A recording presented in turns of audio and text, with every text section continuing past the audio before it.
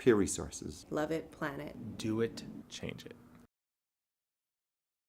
Peer Resource started back in 1979, and it was in response to a survey done by a community-based organization called Open Road, which looked at the number of counselors to students, which at that time was approximately 600 to 1. Gladys Thatcher and Gibb hatched the idea of having a peer resource center to respond to that survey, and the principal, Bob Harrington, was really interested in opening that and really believed in youth empowerment. And we started with 2 peer helping classes, and we started doing projects like peer tutoring. We started doing some peer counseling. We started doing peer education. We started sponsoring a college and career fair, all led by youth. It was really quite an exciting time.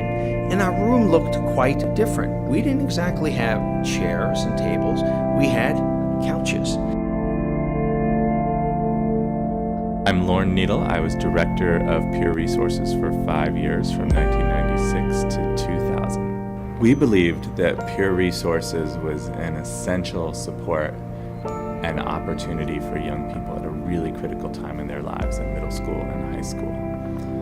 And we believed that young people's leadership and influence was going to make schools better.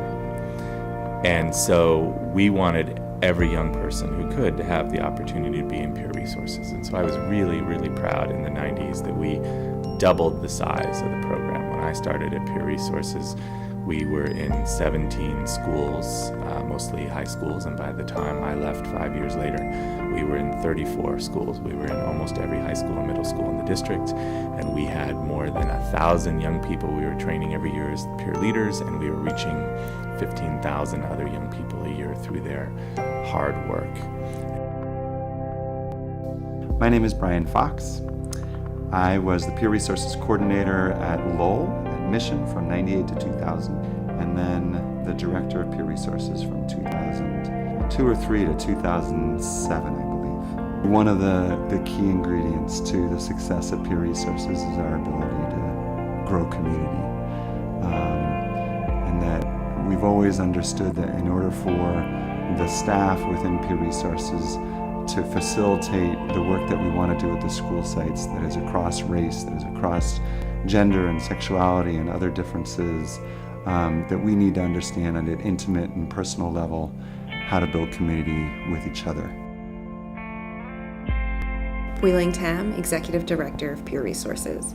Today, we're serving over 15 San Francisco Unified School District schools, middle schools and high schools, and we train 600 peer leaders who serve 14,000 of their peers. Peer Resources builds a transformative space for young people in schools and is also building intentional pathways for our youth to make change for the next generation and to be educators of and for San Francisco. The work is really about supporting our youth to make individual, interpersonal, and institutional change. That we need all three to actually create the world that our young folks need.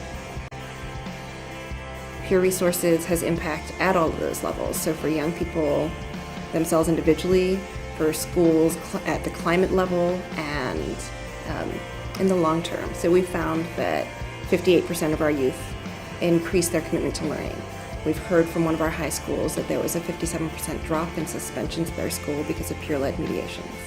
And 55% of our alumni who we surveyed told us that they go into careers in education. Today, what's my favorite statistic is that 1/3 of the Peer Resources staff are alumni of the program. At Peer Resources, our mission is to create just change for schools and communities through the leadership of young people leading young people. So we work to empower youth as agents of change and to transform schools into youth empowerment institutions.